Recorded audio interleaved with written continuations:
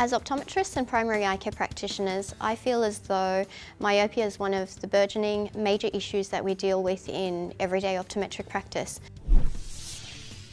Myopia is associated with an increased risk of a variety of complications. They can develop bleeding in the eye or retinal detachments.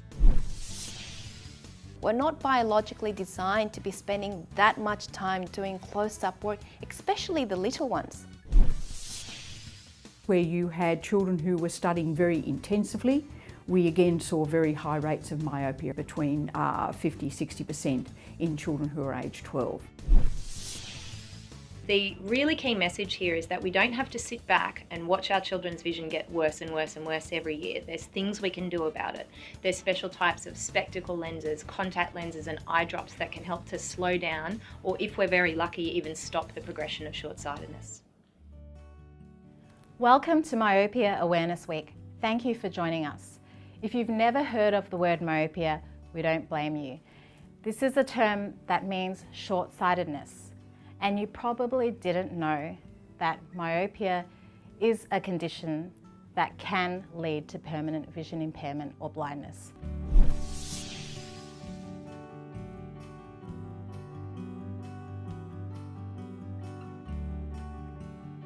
Myopia or nearsighted means that one has poor vision at distance and better vision at near. It is caused as a result of the eyeball being longer than normal. There are also other changes that may be occurring in the eye that prevent light rays from focusing accurately at the back of the eye on what we call the retina, and this then leads to short-sightedness. Currently, myopia is corrected using spectacles and contact lenses. And you might be mistaken for thinking that just wearing your contact lenses or spectacles, your eyes are perfect again. But that's not the case.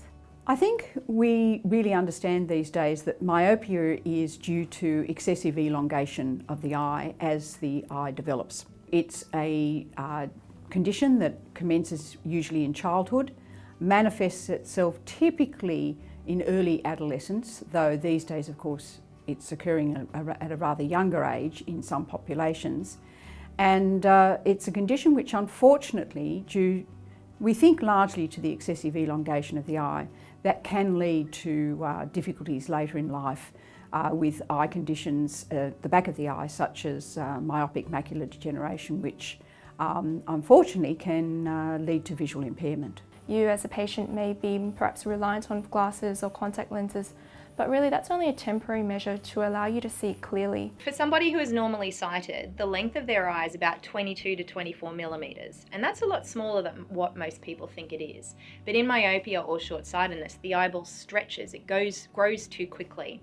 And when it stretches, we have higher risks of eye diseases that occur from this stretching. As myopia progresses or gets worse, the eyeball gets longer and longer, and the retina at the back of the eye is under more and more pressure. In Australia, North America, we're seeing rates of myopia already double in less than 3 decades. A lot of this is thought to be due to environmental factors. And this is because if it was purely genetic, as what was previously thought, then we wouldn't see such a rapid increase in myopia in such a short time, because genetic mutations take hundreds of years to accumulate to, impact this amount of people in the population. In South Korea, 96% of male military conscripts are myopic. In Taiwan, almost 90% of medical students at university are myopic. But if you look to their parents' generation and you look at the grandparents, there is little or no myopia. And that's where we think that environmental factors play a big role in predisposing somebody to myopia. Globally, there are about 30% of the people in the world that have myopia. However, if we look at the trend, there's going to be a dramatic increase in the number of people affected by myopia. By the year 2050, 52% of the world's population will be myopic. So there's going to be a dramatic increase in the number of people with myopia. What is most worrying is that 20% of these myopes will have what we call high myopia, which is prescriptions worse than -5. As a result, they would be more prone to eye diseases that can cause permanent blindness and vision impairment. It's important that we ensure that children get eye exams very early, preferably before they even enter school. What this will ensure is that if children are myopic, they can be treated early and myopia control implemented. As a result, they will be prevented from developing the eye myopia and having problems in later life. A common age that I see for children to develop myopia is around the ages of 8 years of age and 10 years of age. But you can see signs of eye strain relating to focusing and teaming concerns even earlier than that. Some of the commonly reported signs for myopia that the child is unable to see distant objects clearly, for example, blackboard in a classroom, or they're not able to read the bus sign clearly. If a child does show any of those signs, or if they come and say to you that they're not able to see things clearly, then obviously the first course of action is to have a complete eye examination, and usually this would mean a check of what we call the refractive error of the eye. And if the child does have myopia, then the usual path is to try and provide corrective lenses that put the image back on the retina so that the child is able to see clearly. If your child is diagnosed to be at risk of progression, then these visits can be much more frequent. For example, they may happen every 6 months. If the risk for progression is not that much and your child is progressing but not at a very fast rate, then you may be examined at less frequent intervals, most commonly an annual examination. So whilst it's important to consider, are the parents short-sighted and how much greater the risk factor is for the child because their parents are short-sighted, it's a lot more important to look at what you can manage, which is how much time are they spending outdoors. And I think we can all agree that our kids are spending a lot more time doing close-up work. What we think is normal, oh well, they spend some time on the iPad or the TV or computer games. It's actually not normal. We're not biologically designed to be spending that much time doing close-up work. We actually know quite a bit about what is the most likely mechanism by which time outdoors is working. From an early stage, we became somewhat convinced that it was in fact the high light intensity that occurs outside. So people often don't appreciate that in an indoor room, you'd be in a very brightly lit room if it was running at about 400 lux. If we go outdoors, even on a cloudy day, instantly the lighting levels go up to something like 40,000 lux, and we have recorded on a bright Sydney sunny day over 300,000 lux in light intensity. Now, light has been well known to release retinal dopamine in the retina. And retinal dopamine is a known eye growth inhibitor. So the way we think outdoor activity is protective, it's helping to regulate the way the eye grows by slowing down the rate of eye growth with the release of retinal dopamine. Amongst certain groups, so again, we did actually see in some particular pockets where you had children who were studying very intensively, we again saw very high rates of myopia amongst those children. So for instance, in academic selective schools, we saw rates of myopia between 50–60% in children who are age 12. Now that's way above what is found in the rest of the population. So again, it's where you have that coupling of the intense education and little time spent outdoors, you'll see that rise in myopia as well. Parents always ask me, is screen time bad for my child's eyes? And I always tell them, you should think of screen time as stress. Is stress bad for you? Not necessarily. Stress gets you going, it helps you get things done. However, is chronic stress good for you? In that sense, no, it's not. So if your child's spending constant time just doing iPad and close-up work, for example, they do all their homework and for rest they play on the iPad or watch computer games, that's not good for them because it's like having constant visual eye strain on their visual system. What they need to do is make sure that they spend time outdoors as well, and they have that recovery time by spending time outdoors in the sunlight and getting outdoors exposure for their visual system to relax. Rapid rises in a condition or a disease means that you're looking for environmental change. You're looking for things that have altered in the environment that have caused this disease to manifest itself. I think children have to balance the amount of time that they spend indoors with the amount of time they spend outdoors. Now, the exact timing we don't yet know, but it's around about possibly 15 hours a week they need to spend outside. Parents in Australia, of course, are then concerned about damage from the sun. But one of the good things that we can tell parents is they can put a hat on their child, they can use normal sunglasses, and their child's eyes will still be receiving enough light to release retinal dopamine and slow that eye growth.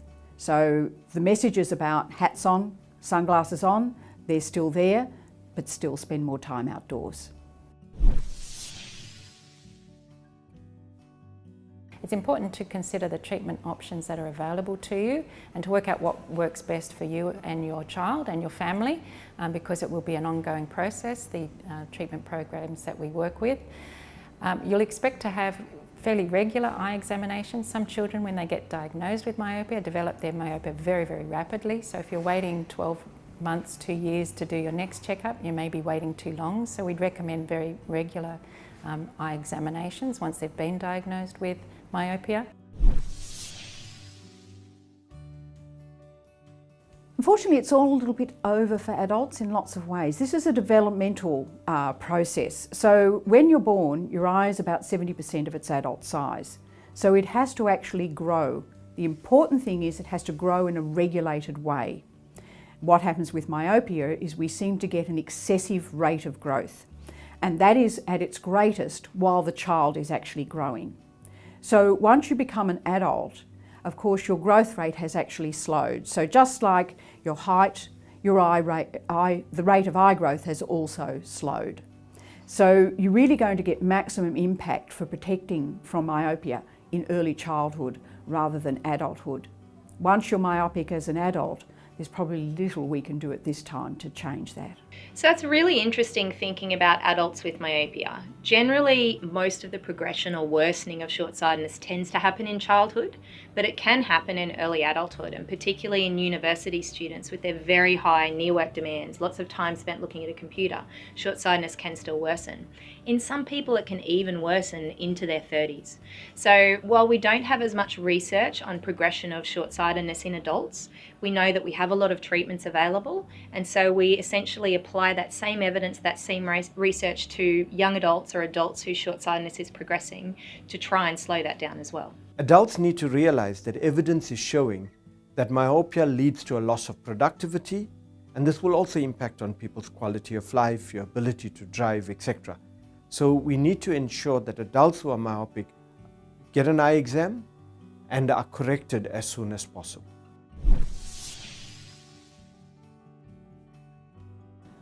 I think we have a lot more understanding now that myopia is a disease, because even lower levels of myopia carry with them an increased risk of eye diseases that can occur across a person's lifetime. We traditionally thought that only high levels of myopia or short-sightedness were associated with these problems, but now we know even low levels are an issue. So myopia isn't just about a pair of glasses. Myopia is about an eye health issue, and the more we can do to try and slow down or stop the worsening of myopia, this can have a very big impact for a person's eye health across their lifetime. If a child is diagnosed with myopia, the optometrist should communicate to the parent the issues around myopia, that as it progresses, and it's likely to progress or get worse in children, that this can indicate higher risks of lifelong eye disease, and so the why of why we need to do something about it, why we don't want to sit back and just watch their prescription get worse and worse. So what the parents should expect is information about the different sorts of treatments that are available for children, that we don't just give them a straight pair of glasses to correct their vision for long distance, because that can influence how their eyes work up close. We need to look at how their eyes work up close, and we need to talk about options like contact lenses and like eye drops that can help to slow down this worsening of short-sightedness. There is lots of research available and lots of different tools which have been investigated for slowing down or stopping the progression of short-sightedness in children. So this is called myopia control. There's been research on particular types of spectacle lenses. So spectacle lenses that have different focuses in them, multifocal or bifocal spectacle lenses. There's research in multifocal contact lenses. So these are lenses that have different zones of focus in them that change the focus demand for the eye when they're reading, or change the focus demand for peripheral vision compared to central vision. And there's even eye drops which have been shown to slow down that progression of short-sightedness.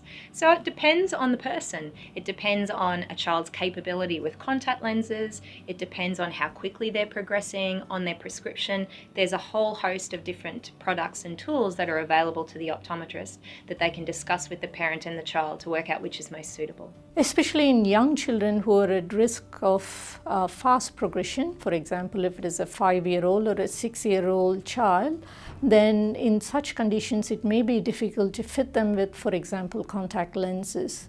In those instances, there are other forms of myopia control strategies that are available. For example, there is a drop called atropine drop that has been shown to reduce eye growth quite effectively in clinical studies, and that may be available at your practitioner. More recently, over the past 10 years, we've started to understand more about contact lens options. And there's a contact lens you wear overnight and take off in the morning called Orthokeratology, which has shown lots of strong research results for myopia control. And we have increasing soft lens options as well, because not everybody has access to these rigid lenses and not everybody wants to wear them. So there's rigid and soft lens options. Now, in terms of eye drops, there's been some research, particularly in Asian countries, that's shown increasing success there. And now there's more research happening in other parts of the globe to confirm these options. So we have a lot of options available. And optometry varies across the world. So it depends a little bit on what country you're in and what the practitioner has access to, what they can prescribe for your child. But there are a vast number of options, and we shouldn't settle for just prescribing a straight pair of long distance glasses for a child with progressing myopia. That's simply not the standard of care anymore. There is so much research that shows much better ways to help correct and control the progression of myopia in children, especially the younger ones who start earlier. And research has shown that the earlier you start with myopia control options, the better chance they've got at slowing it down so it doesn't turn out to be a much higher prescription when they grow up. The other one that I would look at is would they benefit from wearing Orthokeratology contact lenses or soft multifocal contact lenses? They are certainly very effective at slowing it down, and kids love it. They don't have to wear glasses during the day. It's great for sport, great for swimming, so it's certainly an option for those kids who are very active and spend a lot of time outdoors. So orthokeratology and the process around the treatment of orthokeratology is that the patient wears a contact lens at night time. It's a very custom designed contact lens, and it's designed to correct for someone's level of short-sightedness. As they wear the contact lens at night time, it corrects for the short-sightedness, and when they wake up the next day, they remove the contact lens and they enjoy perfect vision without spectacles or without contact lenses. I find that that's a very effective means of myopia control in practice, and my patients enjoy it because of a number of reasons. The first reason is that they really feel a sense of ownership over doing something proactive to control their level of myopia. The second reason is that there is a huge increase in their quality of life by being spectacles free. For kids for whom contact lenses is not an option, atropine 0.01% has been shown to be quite safe, very safe and effective as well. We know that a child who has two myopic parents is much more likely to be myopic than a child who has no myopic parents. That's pretty well established. But one of the issues there is do myopic parents create myopiogenic environments? So in other words, we tend to also translate our behaviour to our children and the way they are grown up. So it's very hard in those sorts of studies to actually separate out whether it's actually the parents and genes or whether it's in fact myopicogenic environments. Now, I would be a little bit cautious in taking that just as a straight statement because again there is high myopia in families. So there is what we call familial high myopia. So if you have parents with high myopia, there's a chance that you might also have whatever that particular gene is to develop myopia. So you do see high myopia in families. I think one of the things that kind of points to the interaction though that can potentially occur between genes and environment is some work in America looked at the effect of outdoor time on children who had 2 myopic parents versus no myopic parents, and they did actually find if the children were doing more than 14 hours per week outdoors, even if they had 2 myopic parents, they were less likely at about age, I think it was about 12, less likely to be myopic than the children with 2 myopic parents who weren't doing that level of outdoor activity. So there was a protective effect even if the parents were myopic. And actually delaying the onset of myopia is really the crucial thing, because if a child becomes myopic in their early teens, the chances of them developing high myopia are much less than the child who develops myopia at age 6. They've got a lot more growing to do. The child at age 12 has 6 less years in which they've got to do that growing, and so they rarely develop high myopia, unless of course they've got the familial high myopia that we talked about. So I do think in this sense you can actually mitigate your risk somewhat by changing your approach to behaviour and lifestyle. In the past, we understood myopia as primarily being a genetic condition, but over the past 10, 20 years, and especially over the past decade, it's been moving far too quickly in increasing incidence to just be genetic. We know that visual environment plays an enormous role in development of childhood myopia, and what we also know is that educational pressures, so the East Asian educational pressure, is something that is definitely associated with increasing rates of myopia compared to other schooling systems. So while genetics might load the gun, the visual environment is the thing that's an enormous risk for our children, and it's something that we should be providing advice on to all of the kids we see, and absolutely to children at risk. Children whose parents are myopic, or children who have lower than age normal levels of hyperopia, which is the biggest risk factor for becoming myopic. So even though any level of myopia increase risks of long-term eye disease, higher levels of myopia, above 5 to 6 diopters, which means that someone can't see clearly past about 20 centimetres, that has higher risks. And it's because the eyeball has stretched so much that there are higher risks. So we might take a more aggressive treatment strategy. We might need to be really active, applying all of these treatments or combinations of treatments to try and slow down or stop that worsening and to try and stop the eye growing and stretching too much. Fortunately, I don't get too many kids with a very high prescription. But when they do, I do get concerned because it means that they are more likely to progress faster, and if they progress faster, they're more likely to have a higher prescription when they get older. And I speak to parents and tell them this. I know that you think if your child needs glasses for distance, it just means they need to wear glasses.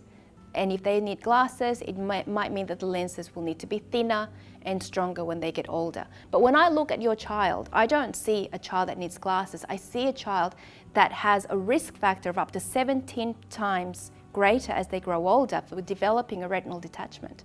And we know that a retinal detachment is the #1 cause for unilateral, like one eye going blind in young adults.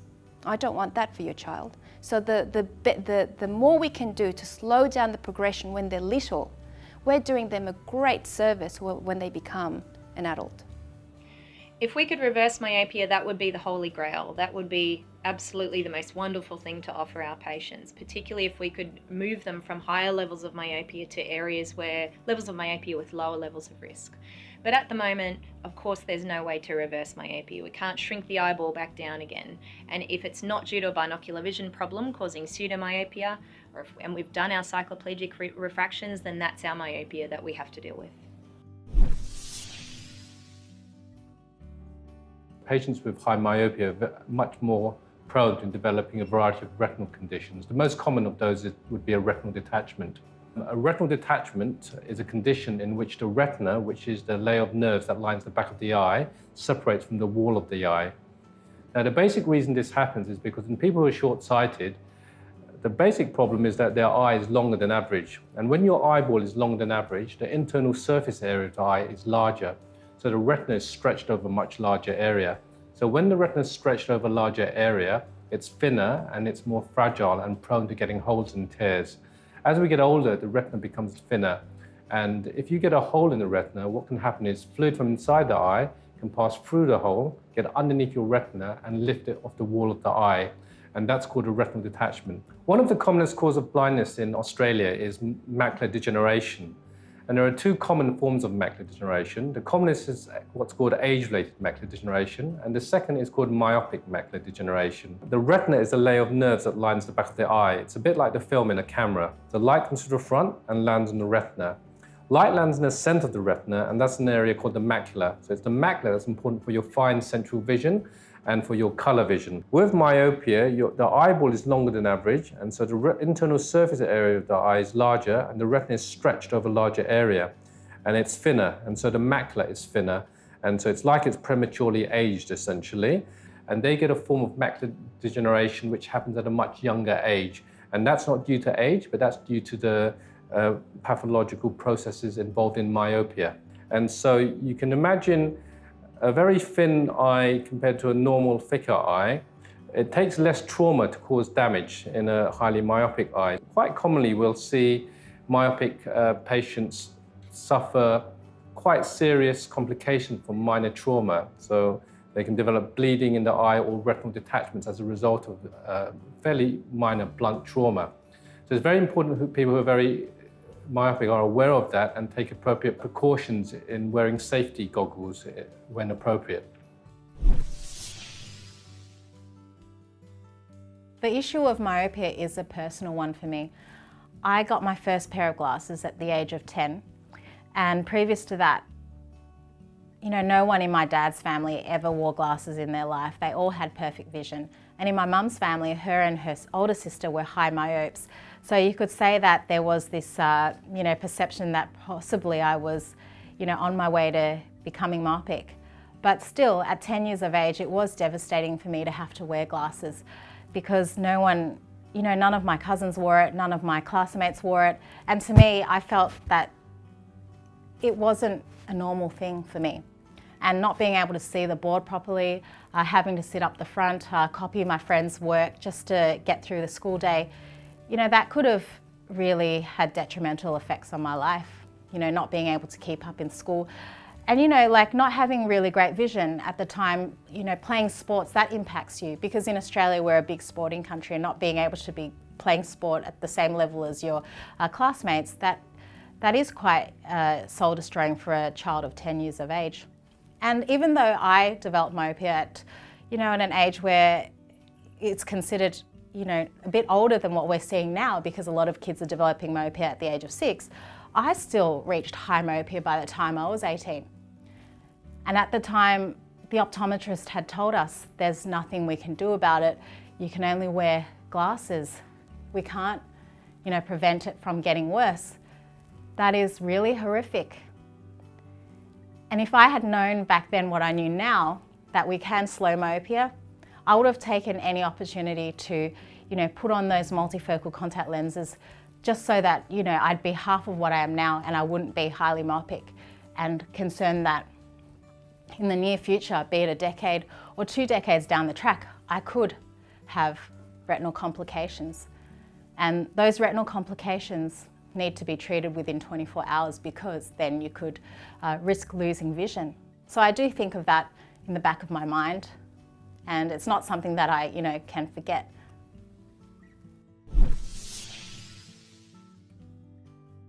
So genetics does play a big role. However, we know that even if your parents are not myopic, due to environmental influences, you can also develop myopia. And if we look at the current projections in the world and the dramatic increase in the prevalence of myopia, most of that is due to the environmental impact. And that's good news in many ways. It means that if we do something about it, change our lifestyle, ensure our children spend more time outdoors, etc., we can make a difference and slow this progression.